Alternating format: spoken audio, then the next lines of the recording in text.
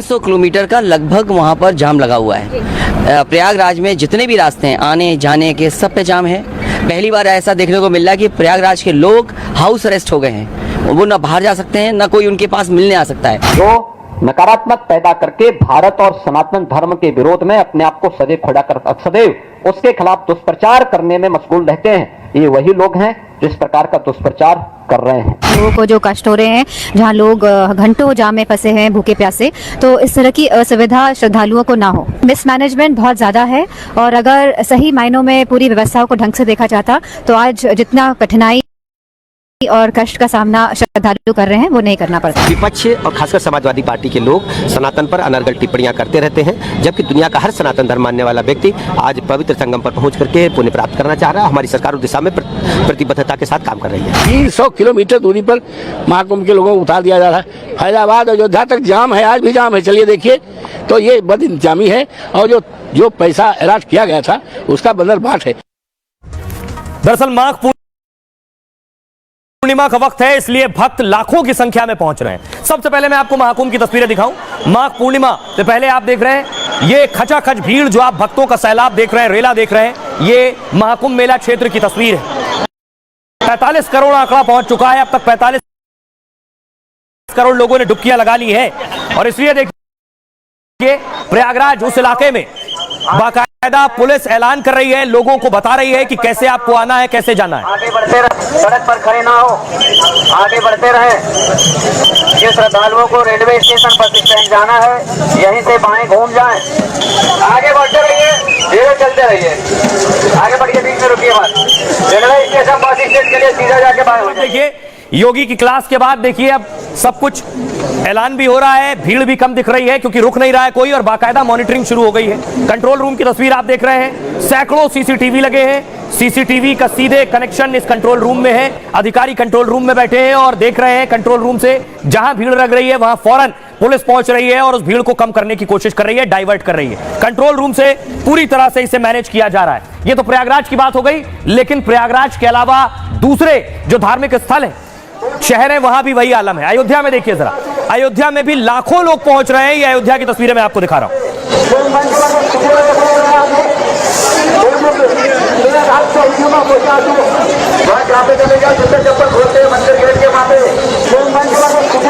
अयोध्या के अलावा दूसरी तस्वीर देखिए, वाराणसी का हाल देखिए जरा। वाराणसी में तिल रखने की जगह नहीं है, काशी विश्वनाथ दर्शन के लिए लोग पहुंचे हैं।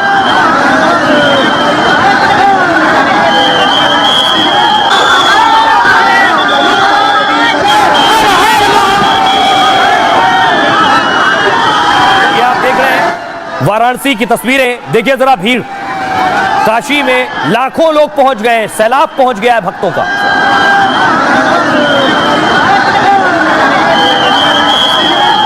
तो अयोध्या से काशी जाने वाले रास्ते में भी जाम देखा जा रहा है, इसलिए पुलिस की जिम्मेदारी वहां बढ़ गई है। अयोध्या से काशी जाने वाला रास्ता है, पुलिस वहां बाकायदा ऐलानियां कर रही है।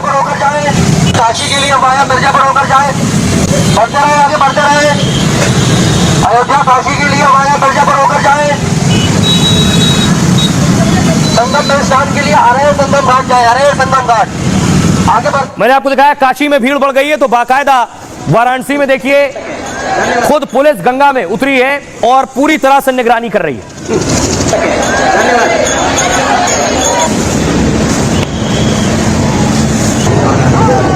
आइए अब आपको बताऊं अभी हालात क्या हैं। अगर आप महाकुंभ में जाने की सोच रहे हैं तो क्या तैयारियां की गई हैं, योगी की मीटिंग के बाद क्या कुछ बदला है। महाकुंभ में आस्था और भीड़ के सारे रिकॉर्ड टूट गए। पहले अनुमान था कि महाकुंभ में 45 करोड़ लोग आएंगे, लेकिन माघ पूर्णिमा से पहले ही 45 करोड़ लोग डुबकी लगा चुके हैं। चौथे शाही स्नान पर माघ पूर्णिमा पर 6 करोड़ लोग आ सकते हैं। संत रविदास जयंती की छुट्टी होने से भी भक्त उमड़ रहे हैं। अनुमान है कि कल 50 करोड़ का आंकड़ा पार हो जाएगा। रिकॉर्ड के साथ बेहिसाब भीड़ को संभालना बहुत बड़ी चुनौती है। सीएम योगी आदित्यनाथ ने 52 नए अफसरों को महाकुंभ में उतार दिया है। भीड़ को देखते हुए शहर को नो व्हीकल जोन घोषित कर दिया गया है। मतलब प्रयागराज में हर तरह की गाड़ियों की एंट्री बैन हो गई है। सारे वीआईपी और वीवीआईपी पास रद्द कर दिए गए। कार या बस से आ रहे हैं तो आपको शहर के एंट्री पॉइंट पर ही गाड़ी खड़ी करनी होगी। वहां पार्किंग है, पार्किंग और स्टेशन से भक्तों को संगम तक पैदल जाना होगा। मतलब माघ पूर्णिमा पर 10 से 12 किलोमीटर पैदल आना होगा। प्रयागराज बॉर्डर के सभी रास्ते में गाड़ियों की कतार लगी है। हालांकि जाम के हालात में पहले से काफी सुधार हुआ है। भारी भीड़ को देखते हुए रेलवे ने भी खास इंतजाम किए हैं। हर 4 मिनट में प्रयागराज के स्टेशनों पर ट्रेन चलाई जा रही है। भीड़ के चलते ट्रेन में न चढ़ पाने पर 2 विकल्प दिए गए। अगर कंफर्म टिकट के बाद भी यात्री तय ट्रेन में नहीं चढ़ पाता है तो स्टेशन मास्टर से अनुमति लेकर दूसरी ट्रेन में भी सफर कर सकता है। भीड़ की वजह से यात्री अगर किसी ट्रेन में नहीं चढ़ पाते तो रेलवे उन्हें पूरा रिफंड देगा, यानी पूरा किराया भी लौटाएगा। आइए अब आपको सुनवाता हूं, सुनिए जरा क्या कुछ कह रहे हैं। उससे पहले तस्वीर में आपको दिखाऊं योगी ने जो अब तक कदम उठाए हैं उसके बाद देखिए क्या हुआ है। यह तस्वीर आप देख रहे हैं, ये तस्वीरें सामने आ रही है प्रयागराज की कि चौराहों पर अब जाम नहीं है। क्यों? क्योंकि अंदर प्रयागराज में कोई भी गाड़ी अंदर घुसने नहीं दी जा रही है। बाहर से आने वाली गाड़ियों के लिए पूरी तरह से बैन है। उसके बाद देखिए ट्रैफिक सुचारू रूप से चल रहा है। अंदर जो किलोमीटरों का जाम था वो खत्म हो गया है। सुनिए जरा डीआईजी वैभव कृष्ण क्या कह रहे हैं। 12 फरवरी को माघी पूर्णिमा का स्नान पर्व है, जिसपे काफ़ी बड़ी संख्या में श्रद्धालु महाकुंभ क्षेत्र में आने की उम्मीद है और उसके दृष्टिगत हमारा सारा पुलिस का डिप्लॉयमेंट हो चुका है। आज सुबह 4 बजे से कुंभ मेला क्षेत्र में नो व्हीकल जोन हम लोगों के द्वारा इम्प्लीमेंट किया गया है और उसमें केवल जो आवश्यक वस्तुओं की, आवश्यक सेवाओं की जो गाड़ियां हैं वो ही केवल अलाउ की जा रही है। हमारा जो यातायात का व्यवस्थापन है कल का, उसमें इस चीज़ पे विशेष ध्यान रखा गया है कि कहीं भी क्रॉस मूवमेंट ना हो, कहीं भी जो कल्पवासियों का निकासी का मार्ग है और श्रद्धालुओं का आगमन का मार्ग है उसमें क्रॉस मूवमेंट ना हो और हमारा यातायात सुगम चले। तो ये सारी तैयारी हम लोगों के द्वारा की गई है।